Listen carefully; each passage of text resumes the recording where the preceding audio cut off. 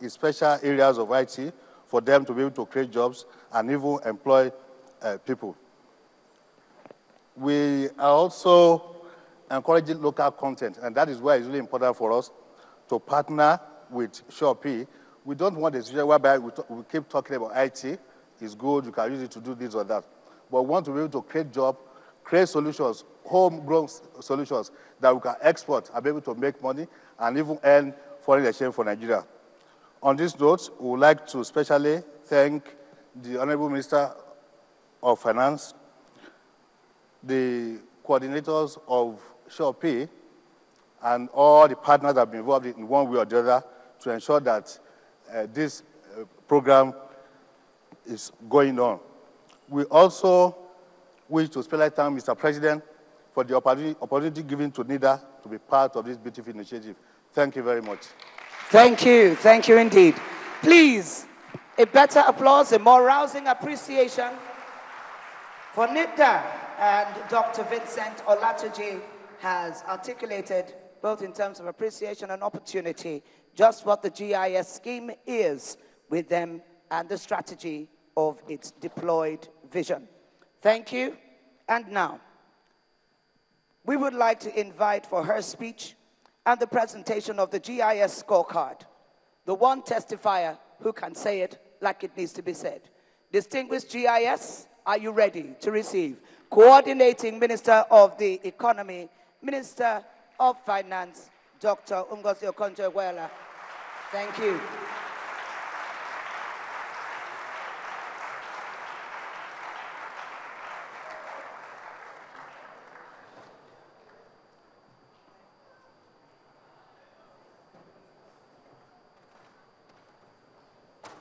The Honorable Minister for Finance. Thank you. Please sit in this lot. Thank you very much. This is a moment I've looked forward to for quite some time. The Chairman Shopee, General Martin Luther Agwai, our distinguished Senator Abdul Ningi, the CEO of the Nigerian Export Promotion Council, Barrister Segun Awolowo. I took away the doctorate. The chair of the GIS subcommittee of Shopee, Mr. Audu Mekori. Shopee subcommittee member, Mazi Sam Ohabunwa, my brother. You're welcome. The private sector partners who are here, thank you so much for being here, for coming. And let me take a moment to especially recognize Director Peter Papka and his team. Please give them a rousing round of applause.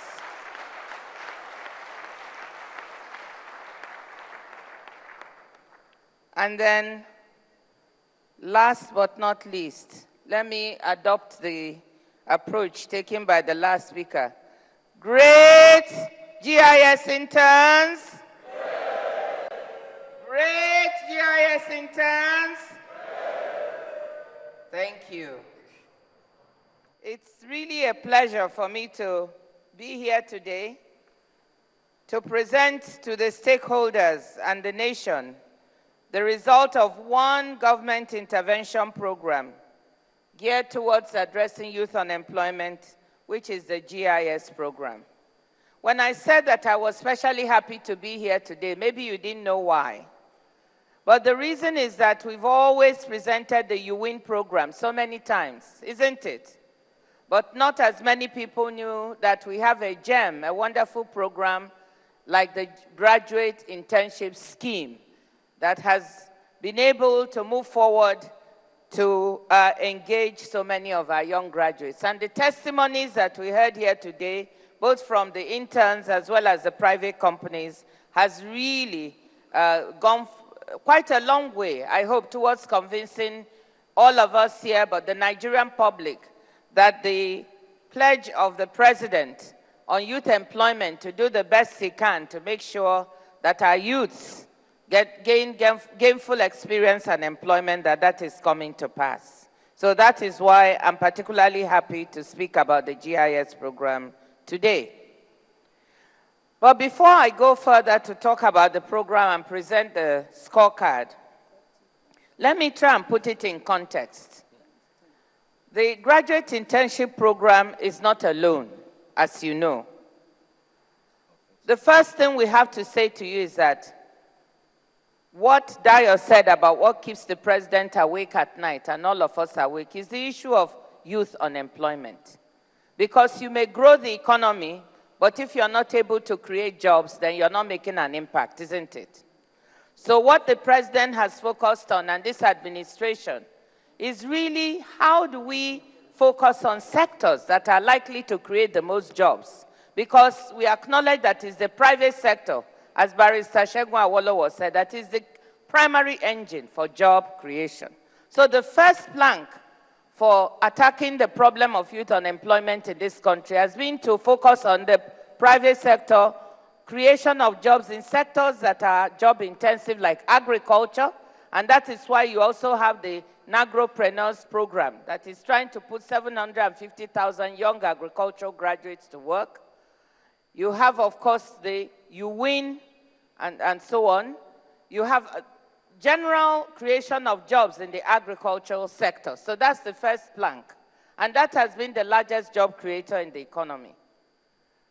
So the other sectors we focused on, housing, to try and create jobs, manufacturing. You heard about the National Industrial Revolution Plan, and you've heard about efforts to revive the automobile industry in this country, to revive the textile industry, and so many other industries that were not working or are new are being started.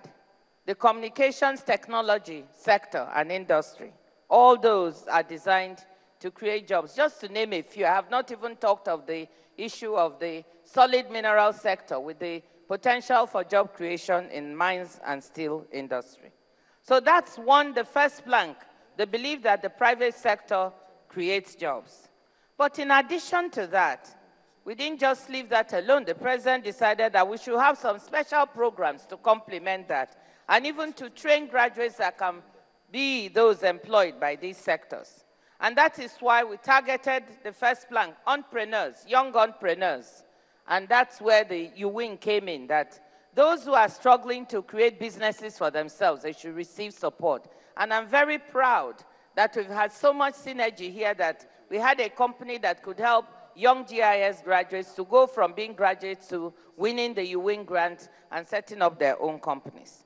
The second plank, of course, is this GIS. So entrepreneurs, one program, graduate interns, a second program, and the last part is the community services program for those with secondary school and the unskilled.